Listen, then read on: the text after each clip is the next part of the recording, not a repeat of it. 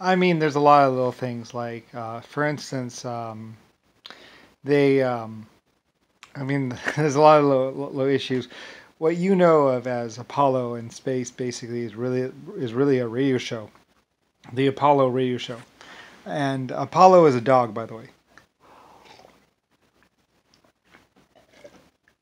There's a pictures of it too. There was Apollo and Fido, by the way. Uh, JFK or Nixon or one of them basically had two dogs. One of them was named Apollo, and I think it was a little what's called a little chihuahua, not a chihuahua, one of those poofy dogs. And you'll hear about this. One of the poofy dogs, what was it? A poodle. Because it was a poodle, they called it Apollo. It was a male poodle or something like that. And then there was Fido, which I guess I think there was actually a female. I don't know. Anyway, so during the radio show one time, they actually said, Fido, go! He was talking to the dog, and the guy was like,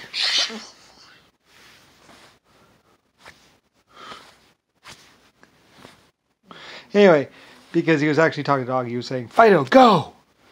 And later on, they just added it into the radio show that it's like, and Fido stands for free air.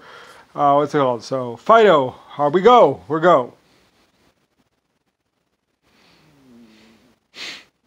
Anyway, so that's actually what like I said, what most people know of as the space missions and astronauts was all basically a radio show that Nixon and JFK put on called the Apollo News or radio show, basically documenting the history of, or documenting, I don't know. You have to go back and just look it up. Go back to the audio and film records, basically for pretty much 1960, 1950, 1940, somewhere around there, and you'll see the Apollo Radio Show on air Monday through Fridays, or something like that. Anyway, they had all this stuff, and basically they used a bunch of stock footage later on when they were doing the TV stuff, and pretty much it's just basically a bunch of kids in the basement, pretty much, and or some kids at the university. And they even did some things where it's like space aliens attacked.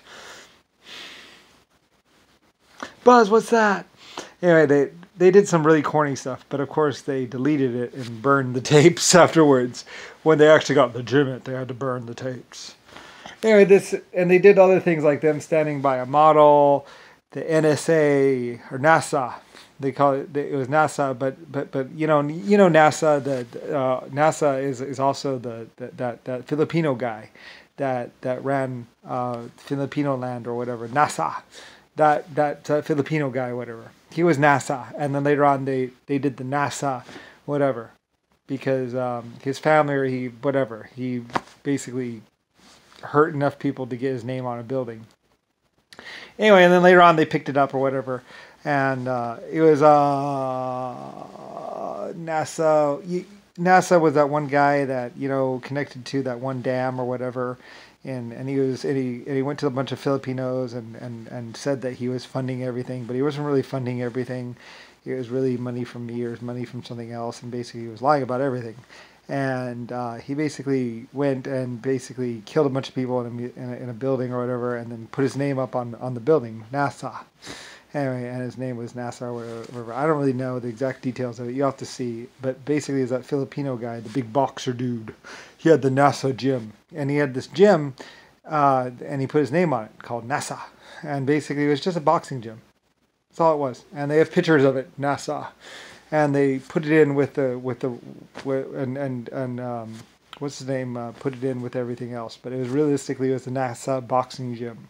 Because the guy was named NASA, and he used to punch people out and took a lot of steroids and he got really buff, and he used to go around and basically get money for basically John McCain, Richard Nixon. They all used to use steroids a lot and drugs, and they used to go and lean on people and basically pick people up by the neck, and basically NASA owned this boxing gym, and so they basically took it over, and they were calling it NASA, and basically pretty much had nothing to do with the space program at all. you'll see a lot of that. A lot of this stuff, you know, they show pictures of NASA in the beginning. It's like it had nothing to do with National Space Organization. Not even a little bit. It was just basically JFK and Richard Nixon trying to pretend like they were something, but they really weren't anything. So they were using NASA and this and that, and just like grasping at space, but never actually really getting there. You know, like I said, they were small-time crooks and small-time people that just basically eventually found the LSF. Blackbird, and basically what they did was take a grinder to one of them and then beat the plates into armor shaped, and then go around going, oh, let's see how, I bet you can't shoot me or can't hurt me, you know. And they actually and I think they put some other stuff on it, but you know, it did slow down bullets. And then they made sure that there were no brass or copper bullets, and all the bullets were made of lead. So basically they could walk around and lead bullets would just go against them. So, you know, to the cops and to everybody else, they were basically invincible, you know, because the cops were just using lead rounds. You know, and lead rounds wouldn't do any damage against depleted uranium armor. And they were like invincible. So they would laugh and they would go around raping and killing and just laughing at the cops and basically killing the cops right and left, because the cops were using lead bullets. And they made sure that the cops were only issued lead bullets so they could wear their depleted uranium armor and basically go around robbing and stealing and raping and stealing whatever they wanted. And basically the cops would only have lead bullets. And the cops were like, what the fuck is this? You know, and I think some cops might have actually gone with some brass bullets or some other, you know, because it's like, well,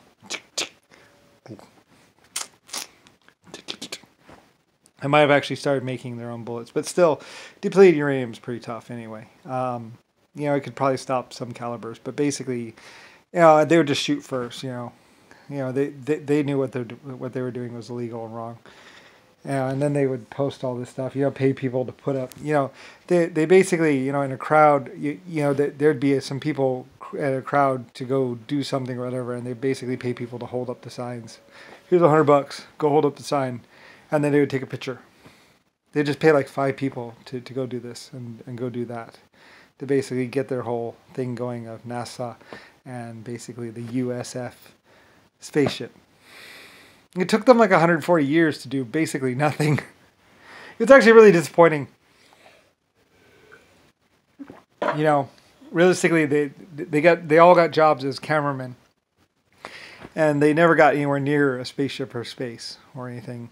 And pretty much by the time it came out, like I said, all these people, you know, a lot of these people, you know, in the radio show with them, like behind the thing, you know, and then later on they'll be like, yeah, this is the manager of Lockheed, and yeah, this is the guy who thought about the SR-71 program, and then you see these other things, and it's the same guy, you know, supposedly working for the National Space Agency, and realistically he was a news broadcaster at the center or something like that.